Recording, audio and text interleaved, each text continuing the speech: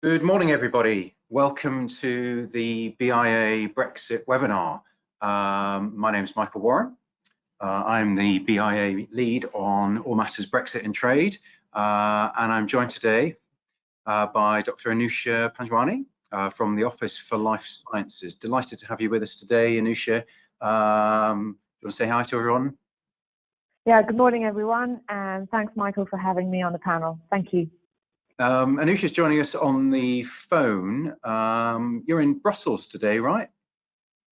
That is correct, and it's very grey here, so hopefully the weather is slightly better in London. It's great. I thought you were going to make a comment about the kind of the mood generally. I mean, I'm sure we've all seen the kind of the pictures from the European Parliament today. I don't know what you feel like the mood in Brussels is generally at the moment. You feeling any kind of impact of the last throes of Brexit? I think there are mixed feelings. Some people are happy to see us go, others less so, but I think there is a slightly sad mood overall in, at least in the European Commission and Parliament, at seeing us leave the EU. Yes. Yeah, absolutely. Okay, good. Well, thanks everyone for joining us. Good turnout today, I think. We had many dozens of people register for this, and certainly quite a few people on the call this morning. The point of today's webinar is really to just kind of give a bit of a status report on where we're up to. Obviously, we're 24 hours away from Brexit, so it's a good time to be talking to you all. Anusha's joining us to give us the government perspective on what the transition period will mean, which starts from 1st of February, so this weekend. Which would be great, and we're going to kind of throw that into the middle of this. I'm going to give some commentary on where the bigger picture sits in terms of where we're up to kind of heading into the negotiation phase, which obviously a critical issue. Got a bit more to say about Northern Ireland, something that those of you who join these webinars regularly will know we're focused on quite heavily at the BIA. But most importantly, with all of these webinars, it's a chance for our members and friends from across the sector to put in questions and comments about the situation. So do please be thinking about this as we go through the webinar. At any point, do throw a question in via the GoToWebinar system, and we'll have a look and have a chat about it. I'm also joined today by Georgina Treen, who's our expert on webinars at the BIA, who's done a lot of the hard work in setting this up. So thanks very much, Georgina. Will be helping me avoid making any significant technical errors as we get into the meat of the webinar itself. Okay, good. Let's get going then. So yeah, as I say, Anusha's going to sort of she's got some slides which I've dropped in the middle of this deck, but here's the overall agenda for what we're going to cover. So a quick update on the latest position. I'm sure many of you are following the news, so there won't be anything particularly revelatory in that, perhaps for many of you, but I think it's worth recapping. I've got a timeline for 2020, which is just an update of the one that those of you who joined the webinar before Christmas would have seen already. Then, as I said, we're going to go into the details of the transition period, which is where Anusha will set out what the government's advice is on some issues at the moment, although not all. More on that later. And then I'm going to come back in to look ahead for what 2020 might bring in terms of trade negotiations, both from perspective of what kind of deal we might be doing with the EU and also the rest of the world priorities as well. So that's what we're going to cover. Hope that sounds okay to everyone. We're scheduled for 45 minutes, Georgina? Yeah, that's right. I'll try and keep to time. But I'm sure those of you who drop off the call will remind me that I should probably curtail things if it looks like it's going on too long. Good, right, so quickly into it then. So where are we up to? Right, so the withdrawal agreement has been ratified. The pictures at the bottom say it all. So the legislation made its way through Parliament unamended. Quite a few amendments did go into the legislation, but all were rejected by the government. Given its strong majority post-election, it was able to bat those away. Most significant perhaps was the amendments that the Liberal Democrats put in, both in the Commons and in the House of Lords, relating to continued participation within the EU regulatory framework and system for medicines. which I've got details of. If anyone wants to contact me afterwards, just drop a note in the questions box and I'll follow up. But that really kind of followed our priorities. Those of you who've been following BIA and the sector's overall's push for regulatory alignment, the Lib Dems amendment kind of really reflected that. So we're very pleased that we got that in there. But in any event, the bill went through unamended. It got royal assent on the 23rd of January. It was signed by the Prime Minister and the leaders of the EU Commission and Council. And you'll have seen perhaps seen the EU Parliament voted in favour of it yesterday afternoon. There's just a picture showing the vote. Apparently there were strains of Auld Lang Syne ringing out in the chamber as well. So that's it, done and dusted. It's happened. So the UK leaves the EU officially tomorrow. UK representatives and MEPs have completed their final engagements in Brussels.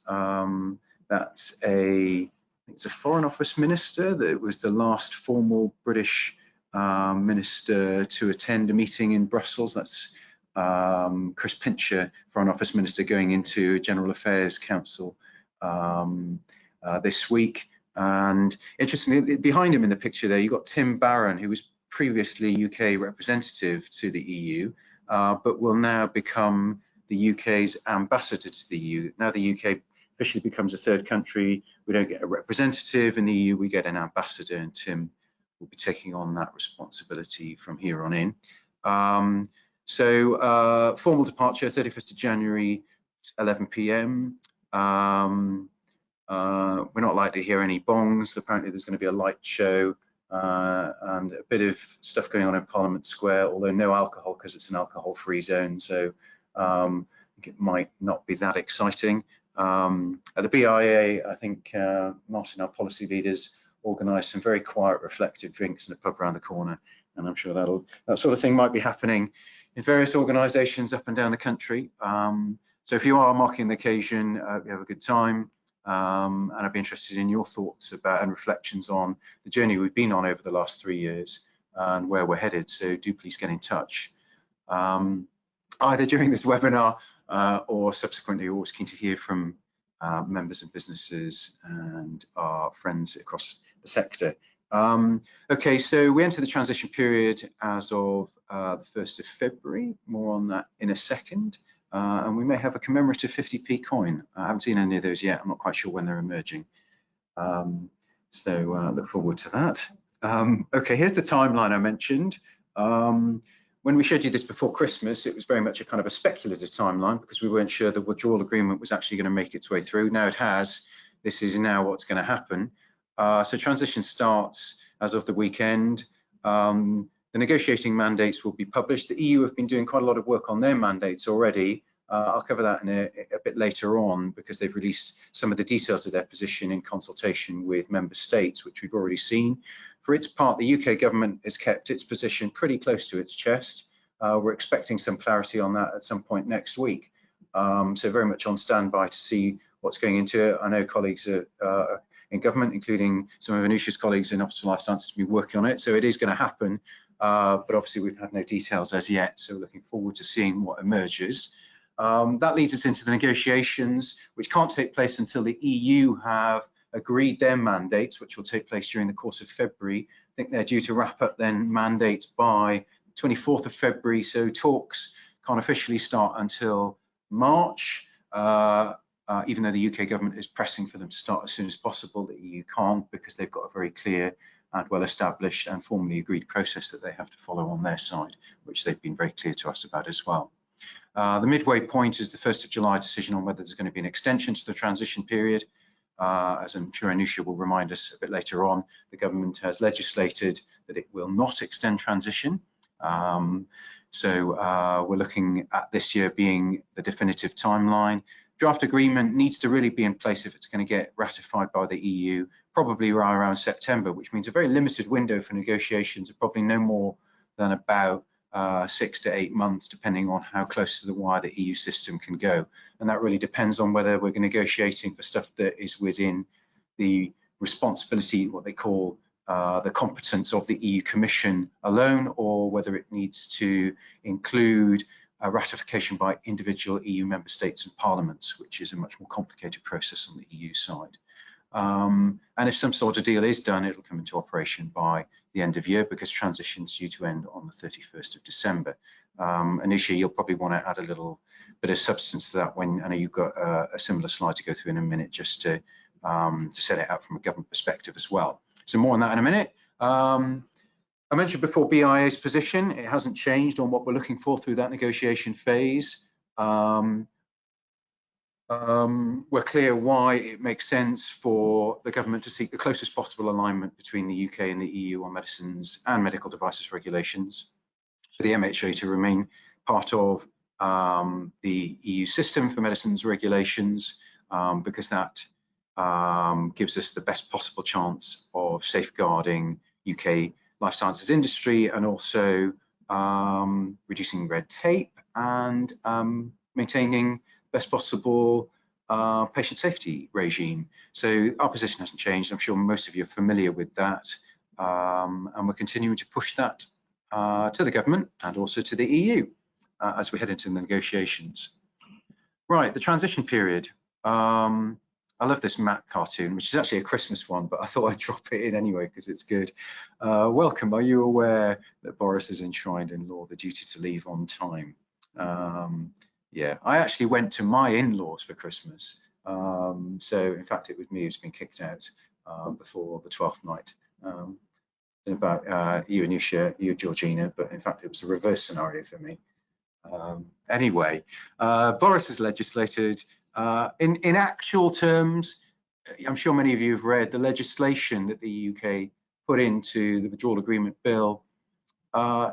Could obviously be reversed by another act of parliament, so the government could change its mind. It is actually much harder for the government to make a decision on this after the 1st of July, though. Anisha, you might want to comment on that, because after that point, it would require treaty change on the EU side, which is just a much harder thing to envisage. So really, I think 1st of July is a pretty significant cutoff for us. Anyway, just a quick word on this before I hand to you, Anusha. I mean, what is the transition? It's a standstill period. There's the cut and paste from the withdrawal agreement itself, which says union law shall be applicable to and in the United Kingdom during the transition period. So the UK remains a fully integrated part of the single market and customs union through transition. Free movement of goods continue, free movement of UK and EU citizens, but we don't get to participate in EU institutions. So that's the bit that changes. So in a sense, we continue to act in accordance with EU legislation, but we don't get to be a representative and to take part in any changes or discussions about changes to EU law that would take place over the course of the next 11 months. The last bullet point there relates to EU citizens in the UK, whose position I think is pretty clear in terms of the immigration guidance. They get until June 2021 to register for settled status. Again, maybe a little bit more on that later on.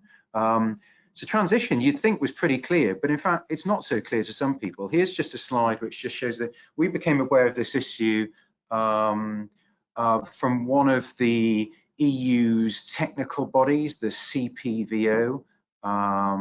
It's about veterinary procedures, plant variety procedures. And this is a body that sent out a notice to the sector, to its members or those organisations regulated by it and registered with it, to say that there would need to be a new authorised person established in the EU as of Brexit 1st of February. Now, we in one of our member organisations spotted this and challenged back to the EU, saying this is not the legal position during transition. And actually, after a little bit of discussion on their side, the CPVO accepted that they've made a mistake and have taken that notice down. So it's interesting that an EU body, official body, got transition wrong. So I think it is important to continue to stress that it is a standstill period. So I'm going to hand over to Anusha now, who will set out very clearly what transition means for us. So Anusha, you don't have access to moving the slides, so you're just going to tell me when you want me to change. Exactly. Yes, I'll do that.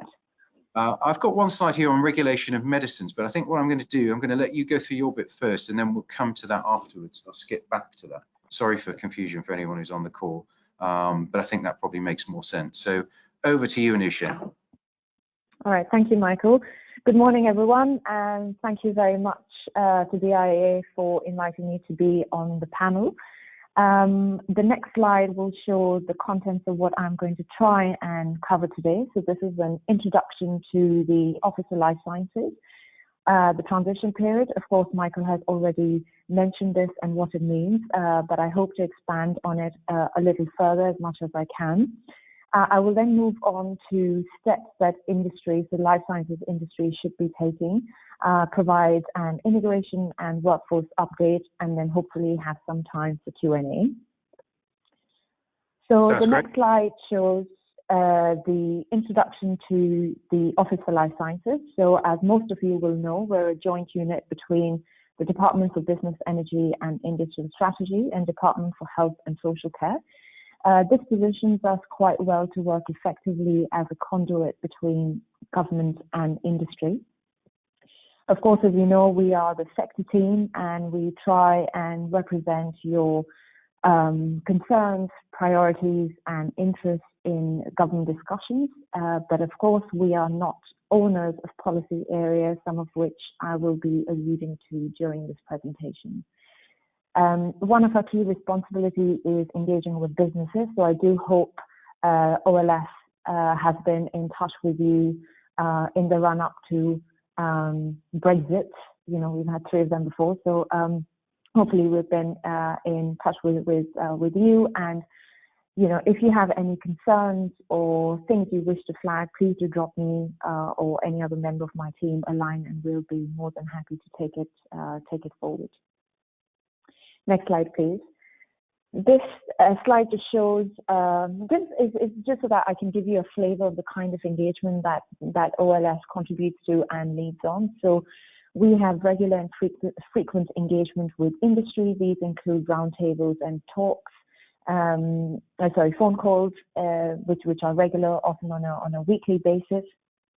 Most recently and pertinently, we've been collecting your views, so views of stakeholders, life sciences industry, on how you expect to interact with government during negotiations with the EU.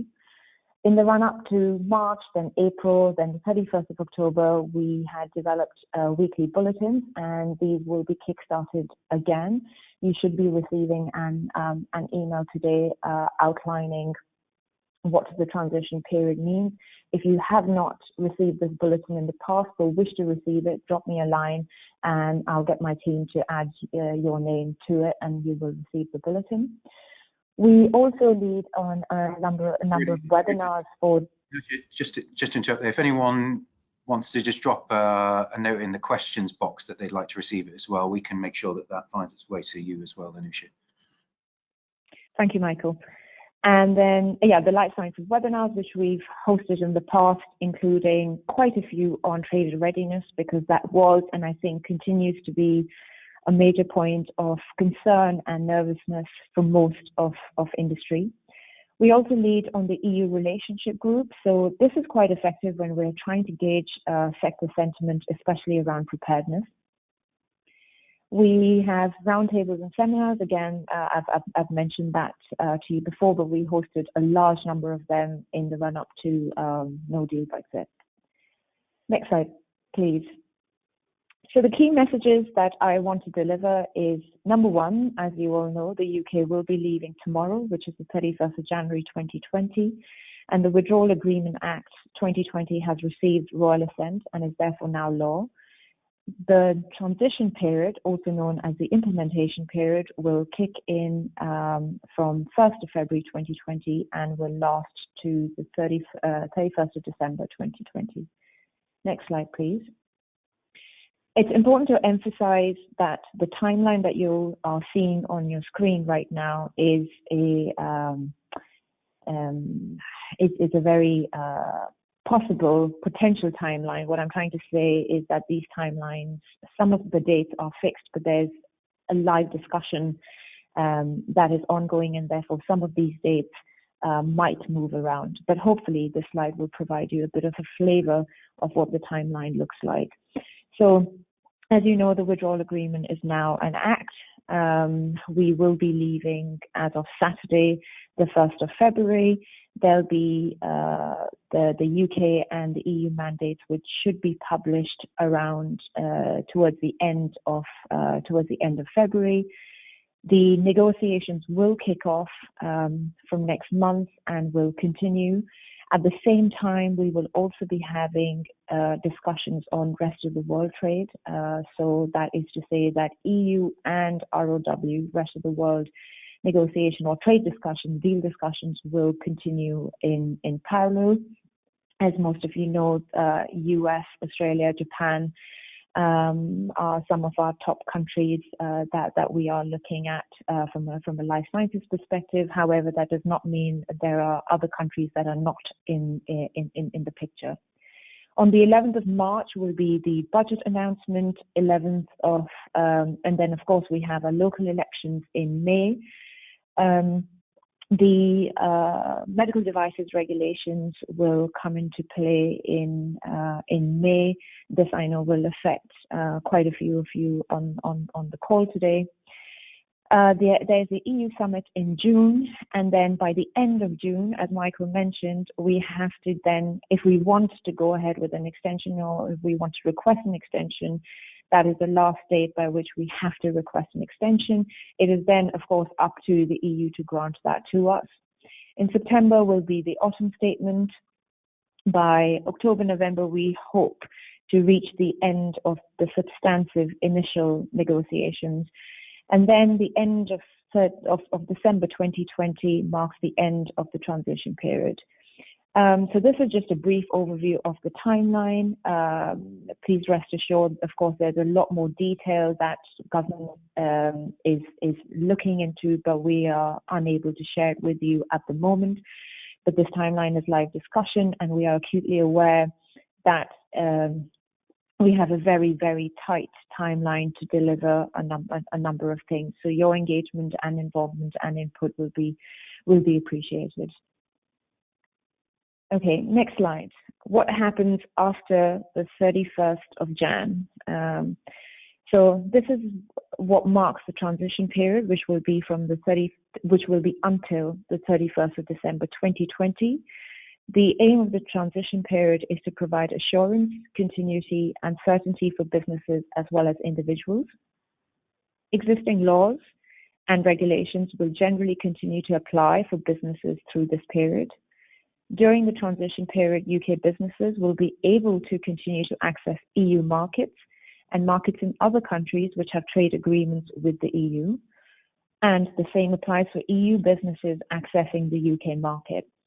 OLS has had quite a few queries on this last point, if EU businesses will still be allowed to access the UK market during the transition period, and the answer to that is yes.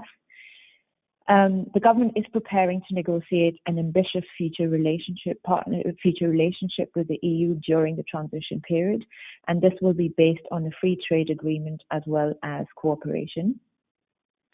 The government is committed to keeping the UK out of the single market, out of any form of customs union, and end the role of the European Court of Justice. As the UK prepares for the next phase of negotiations on a future relationship with the EU, one of our main priorities will be to deliver on the Conservative Party manifesto pledge, which is to make the UK a leading global hub for life sciences after Brexit. Related to this, there are a number of questions and concerns that you guys have had on regulations. And as speaking on behalf of OLS and as OLS, I think I can say that we confer with MHRA's position that during the transition period, no deal guidance and no deal legislation is no longer applicable. So in other words, generally speaking, everything remains the same, except for the role of MHRA, which is diminished in the EMA. So that is an important point to note. MHRA, so while I'm talking about MHRA, it's worth flagging that they are also updating their guidance and are looking to issue guidance at the earliest possibility. I know a lot of you have been chasing government and arm's length bodies as well on specific questions and areas. And well, all I can do is just request a little bit of patience, albeit pretty frustrating since we're so close to the transition period, but MHRA will be issuing this very, very shortly. So keep an eye on their website. Next slide, please. What happens after the 31st of December? So from 1st of January 2021, the way you as businesses will trade with the EU will change, and you'll need to prepare for life outside the EU, including new customs arrangements. Exactly what this means and the steps that you will need to take will be provided to you in the form of guidance in due course. So during the transition period, we'll be engaging and consulting with you frequently and regularly to try and understand how you want this guidance to be issued and the elements which are very, very important. Of course, we already know your priorities as we have been engaging with you on this for 3 years now. But we will continue to engage and consult so that we can ensure that the guidance is appropriate, the messaging is appropriate, and it lands in a favorable fashion. Next slide, please. So steps you need to take. First and foremost, please register yourself with HMRC if you haven't already done so. This is so that you can keep up to date with information. There will be quite a lot of information that will be coming your way. OLS bulletin and emails will kick off, as will that of some other departments.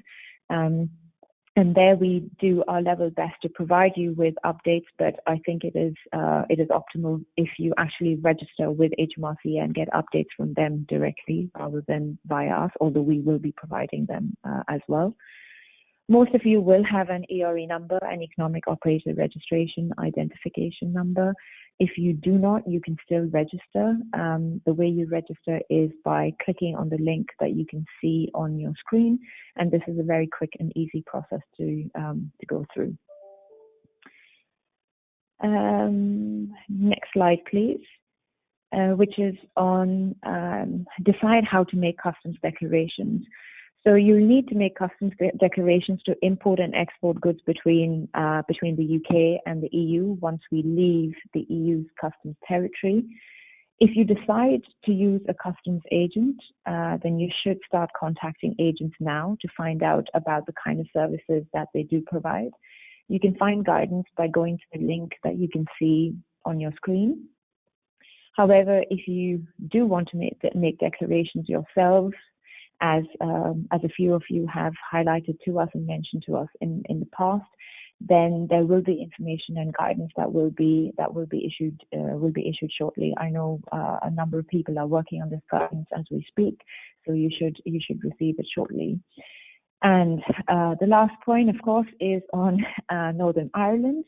And again, on this, we will be providing information shortly on this. And I know BIA is quite heavily involved on this topic. And apologies if you can hear the siren in the background. Okay, so that is on the Northern Ireland protocol, where I said that the information and guidance will be issued shortly. Next slide, please. So registration and use of TSP, which is the Transitional Simplified Procedures for imports from the EU, is currently suspended. You will not need to use TSP between February and December. So this is again another point that has been a point of much confusion. So just to repeat, you will not need to use TSP during the transition period. If you apply for this service, please keep your paperwork safe. In addition, postponed VAT accounting is currently not available. So during the implementation period, there will be no postponed VAT accounting. And we appreciate you know, that you have a large number of queries about what you need to do next, and we will be providing more information as soon as we can about the future processes for importing and exporting, as well as on the exact steps that you will need to take. And with the Cabinet Office, Prime Minister's Office, and BDG, the Border Delivery Group, we are working on this. Next slide, please. So this is the public information campaign. The public information campaign was launched on the 28th of January, and you may have seen a number of messaging on billboards and posters. The messaging tomorrow will change to today we are leaving the EU, and then on Saturday, the fact that we have left the EU. There's a large number of messaging, a lot of messaging that is there on national and regional radio channels, newspapers, a huge amount of social media and page search that is also ongoing. What is important for you to do is keep an eye on the gov.uk/transition link that you can see on your page. I appreciate a lot of you might be looking at that page right now and say, oh, this is a bit of a soft launch. But that is the website that you should be referring to, as that is where all the information will be updated, including on things such as customs procedures. Next slide, please. This is a quick update on immigration and workforce. So a new fast-track visa scheme to attract the world's top scientists, researchers, and mathematicians will be open on 20th of February this year. This follows a commitment by the Prime Minister, as you may recall, last summer, to put science, research, and innovation at the top of the government's agenda. The Global Talent Route replaces the Tier 1 or Exceptional Talent Route. For the first time, the UKRI, which is the UK Research and Innovation, will endorse applicants from the scientific and research community. And the route will have no cap on the number of people to come to the UK. This will continue to ensure dependents have full access to the labour market. This route will also provide an accelerated path for the settlement for all scientists and researchers. And it will provide for an exemption from our absence rules for researchers. I know the area of workforce has been a sensitive point for a large number of you. So hopefully, this particular route will provide some comfort, but there continues to be a lot more work on the immigration strategy that the majority government wants to put in place. And again, this is an area of even more live discussion. With that, I will hand back to Michael, but I will be happy to take any questions that you might have once Michael is done. Thank you very much. Michael, over to you. Brilliant, thanks, Anusha. Great. We do have a couple of questions already coming in, but I think I'm going to hold on those till we've been through the rest of this quickly, and then try and take them as a block. Okay, brilliant. Let me just move this on. Okay, so that's transition for now, at least. Really useful update. Just thought it'd be useful for us to kind of look ahead, both to transition and beyond, really. So I just noticed that this was reported in the Irish press yesterday. Phil Hogan's UK Trade Commissioner, so he's going to be a very important person on the EU side, looking at what kind of future relationship we're going to have with the EU and the terms of any free trade agreement that we might negotiate with them. So his point is, well, clearly, even though we're leaving the EU as of tomorrow night, the real cut-off point is the 31st of December 2020. People should come out of their slumber and wake up to the reality that we're in the intensive phase of the negotiations and the more risky part. So his line really here is that, you know, if anyone thought that the negotiations around the withdrawal agreement were tough, the next few months are a different order of magnitude in terms of the complexity of what needs to be negotiated.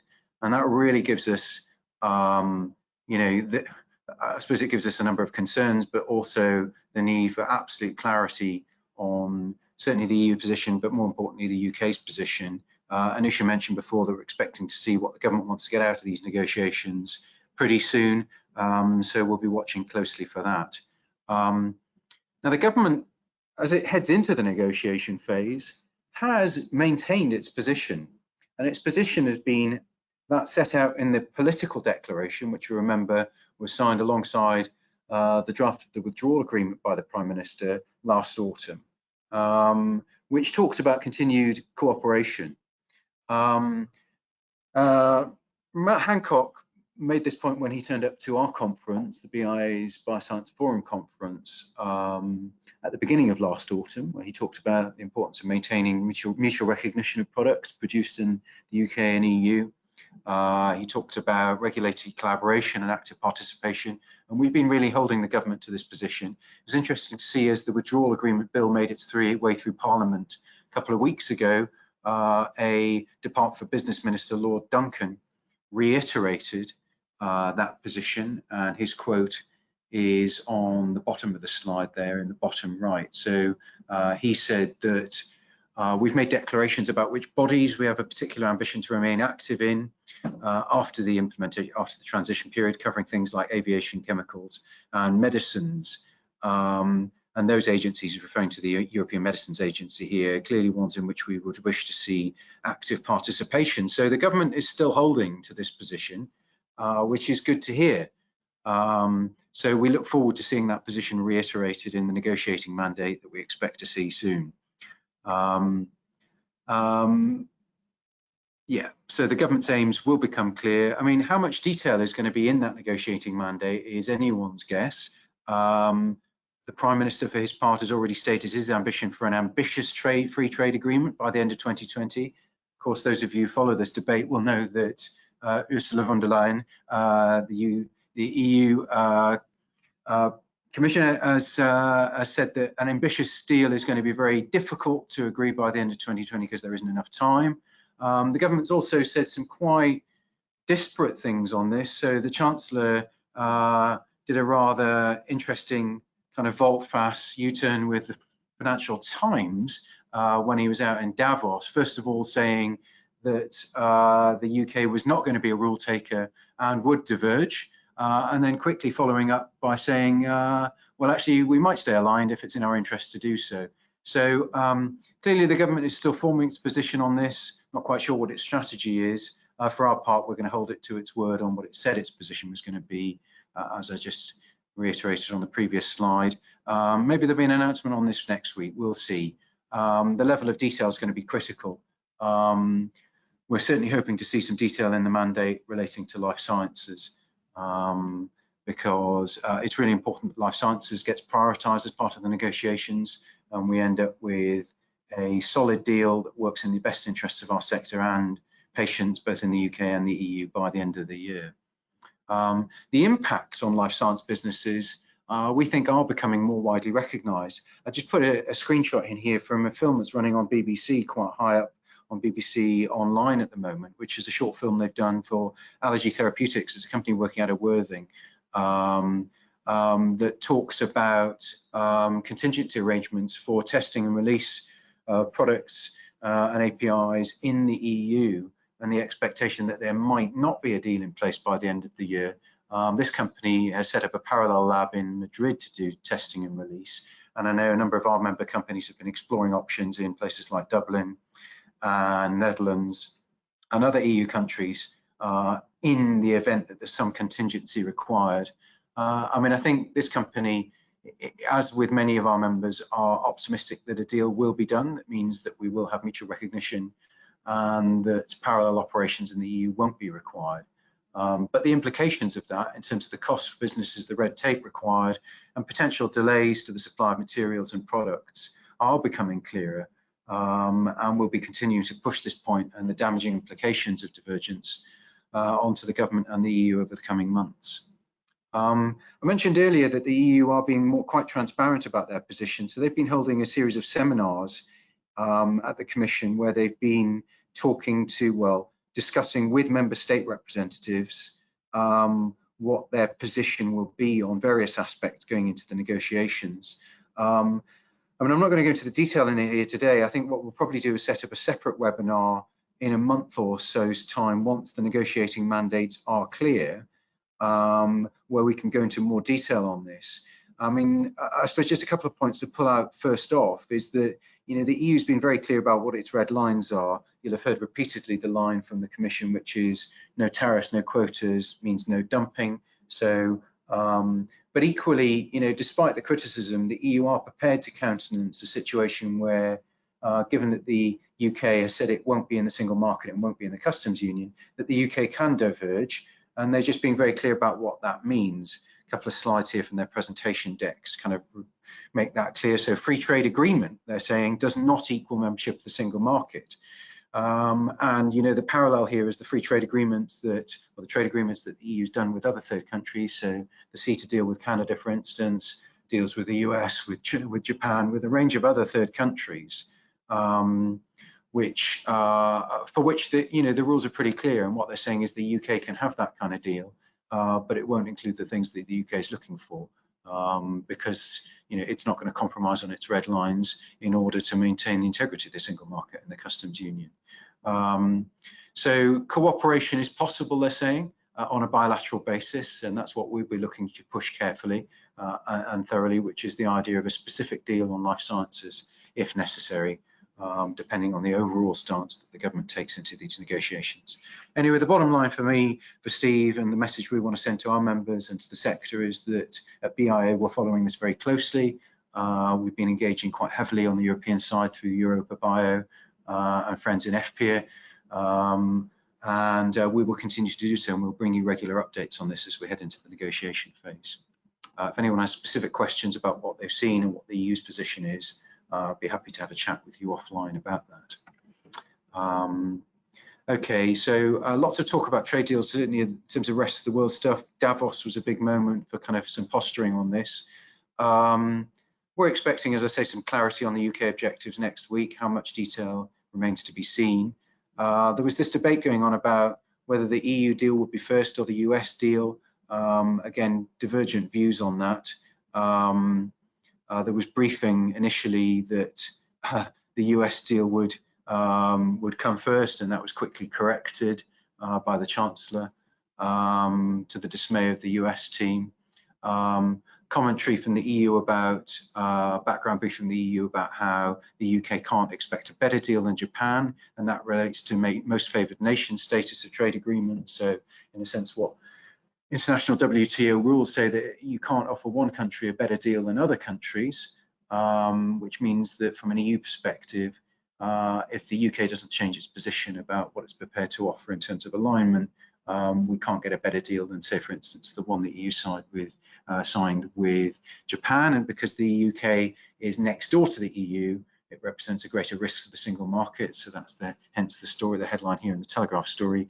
EU deal could be worse than Japan, because they're going to put in more stringent conditions because of the proximity of the UK to the single market. That remains to be seen. None of this really is formally on the record, but it's interesting to see the posturing and the positioning going into the negotiations. Interesting point, which relates to a question that we've had, and I'll come back to it in a second, though, relating to the drug pricing issue and the status of drug pricing within any deal that we do with the US. This will be an issue we'll be pushing very hard and following very closely as we engage with the Department of International Trade on the mandates for the rest of the world trade negotiations. Interesting to see Wilbur Ross saying, kind of backtracking from the position that was set out in the background briefings on the initial talks about possible US-UK trade deal, where he said, we think drugs should have similar prices wherever they are. So that's their kind of standard position, which for our sector would mean potentially a levelling up to higher drug prices. Potentially, that could be a risk for the NHS. But he's actually kind of rolling back from that position slightly in this quote. He said, I don't believe we're in any position to tell the UK what to pay for drugs. I think there's an acceptance there from the US that they might not be able to make any kind of trade deal conditional on accepting US pricing conditions within NHS drug supply. So interesting kind of roll back from their position there on that. I thought I'd bring you to your attention. Anyway, all to play for clearly, and lots of stuff we'll be watching very closely. As we head into the negotiations, what are our priorities? Well, I mean, I said this before and I'll say it again. Our priorities are that the government should prioritise a pharmaceutical protocol, and that means, if necessary, something that sits alongside or as an annex to or a protocol to any free trade agreement that specifically has terms that relate to the life sciences sector and for medicines, which maintain maximum alignment between the UK and the EU on regulations and legislation, but still allowing the UK to adopt new legislation from a national competency perspective. So we want continued participation cooperation within the regime, as was recognised by Lord Duncan in the Lords a couple of weeks ago. We want that level playing field with EU member states, so we don't face undue regulatory barriers to research, development, marketing, manufacturing, distribution, trading, or IP. And if anything, we want actually strengthened IP rights post-Brexit. We want to maintain smooth and early access to medicines and the highest possible level of public health protection. So that's our position. The other thing we've been following closely, you'll remember we've talked about this in previous webinars, is the Northern Ireland Protocol. It's a real priority from the 1st of February for us to get into the detail of how this is going to work, not least because we haven't got long to plan for it.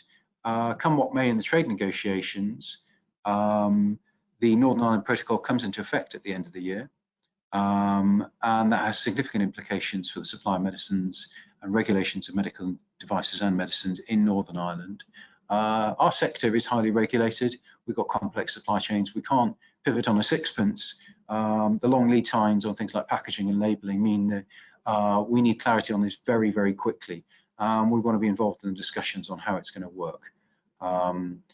It's been made clear by the EU side that the Northern Ireland Protocol, which has legal status, it's part of a treaty, means that there will be checks. So we need to know what checks and what that will mean for our sector. More on that probably from the BIA as we again head into the transition period. We're calling for a technical working group to look at this issue, operationalising the protocol in a sense, to understand what the paperwork might look like and whether anything can be done by the end of the year, and if it can't be, what transitionary or further implementation relief there will be to allow us to put in place what needs to be put in place to operationalise the protocol. So that's what we're calling for at the moment. Anusha, I know you've got to head off shortly, so this is my last slide. I just thought I'd remind people about our finance report that we released last week, which just shows that notwithstanding Brexit and the challenging year we've got ahead of us, the finance position for our sector looks good. If anyone hasn't looked at our finance report, it's up on our website at the moment. It's a good read. What it shows is that whilst there was a dip in overall financing last year globally, and the UK was part of that, the overall trajectory remains positive, and we've seen long-term growth since 2012. Last year was the third best year ever in terms of finance raised. So it's still a positive picture, but clearly challenges ahead, and this could be at risk depending on what kind of settlement we get next year. So that's where we stand. Just remind you again, all our resources are on our website, our BIA Brexit portal. We'll be updating those with the advice as it comes out from government on transition, the transition period as it emerges, and that's really happening on a day-by-day basis. So I'll try and keep an eye on the latest stuff, look at the bulletins. OLS will be putting out, as Anisha mentioned, and updating that as we go. All right, good. Anusha, given you've got to go in a couple of minutes, was there anything in particular you wanted to mention in response to anything I've said there to flag? Yeah, go for it. Just a quick point, just to provide assurance and to let you know that we are engaging with industry and, of course, representing your point of views, but that has to be taken into account given the political situation. But the government is aware of the consistent position of stakeholders, so the life sciences stakeholders that we engage with, and that a close relationship on regulations of medicines and devices between the UK and the EU is in the best interest of the UK life sciences sector as well as UK patients. And we will bear this in mind during the entire negotiation period and beyond, because of course, securing the interests of the life sciences sector as well as patients in the UK and the EU will remain the government's priority. and the fact that we want an ambitious free trade agreement. So hopefully we do see opportunities within this. I do appreciate you cannot know on what those opportunities might turn out to be until you've seen more details of these negotiations. But we will keep you posted with the developments as far as we can. Thanks, Michael. Yeah, no problem. Okay, well, I'll let you go there. But just suffice to say, welcome back anytime, Anusha. And clearly, as you said earlier, we're going to need to start briefing members in the industry more broadly on the implications as we get into and through and look towards the end of the transition period. So quite a number of questions coming in. Absolutely. What might happen at the end of the year. So look forward to welcoming you back to talk about that in due course. Anyway, thanks for joining us today. If you want to head off, I'll pick questions and come back to you later if necessary. Thanks a lot. Yes, please. Thank you. Have a good afternoon, everyone. Bye-bye. Okay, good. So just in the last few minutes, I am just going to pick up on some of these questions. So thanks for sending them all in. It's great to see loads of people have said that they want to be registered for the OLS bulletin. So I'll certainly send those through to OLS and hopefully get you on the list. In terms of updates and information, got a question here about whether these slides are available afterwards. What we do is Georgina uploads the webinar presentation to our YouTube channel, links to those and all the information on our Brexit portal, biabrexit.org. And as I say, we'll be updating that with guidance as it emerges from government. I have to say now Anusha's gone, I don't want to kind of talk out of school, but a lot of the guidance, as she mentioned up front, should have been in place for transition, but isn't yet available. But what I am going to do, given that a couple of you have asked questions on this, is skip back to my slide on what transition means for medicines regulation. Let's see if I can do that. Just give me 1 second, because what I'm going to do is I'm going to refer to the information that the MHRA put up on transition a couple of years ago, which I've had informal confirmation from MHRA is still valid. So I just want to talk you through that quickly, because I think it answers some of the questions that you will have. Let's just bring that slide back up. So here we are. So key points here are, so what is the position on through transition? So from 1st of February through to 31st of December on the regulations of medicines and devices through the transition period. So the top line here is everything continues as it is in terms of regs. So we stay fully aligned with the EU. What changes is that the MHRA, as I mentioned right at the top of this webinar, the MHRA status changes. It's no longer part of the network, but it continues to access all the databases and with permission from the EMA actually continue to attend meetings if there's a UK interest, although it's not entirely clear whether they're going to get invited in. But I mean, that's for the MHRA themselves, but the point is from a company and from an industry perspective, all of the rules stay the same. So let's just run through the list quickly. So batch testing and release and QP certification continues as is. Marketing authorization holders, QPs, QPPVs continue to be based in the UK and can do their functions from the UK. Manufacturing distribution licenses and inspections will continue to be recognised if they've been done in the UK. CE marking, notified bodies continue can continue to conduct assessments and will be recognised.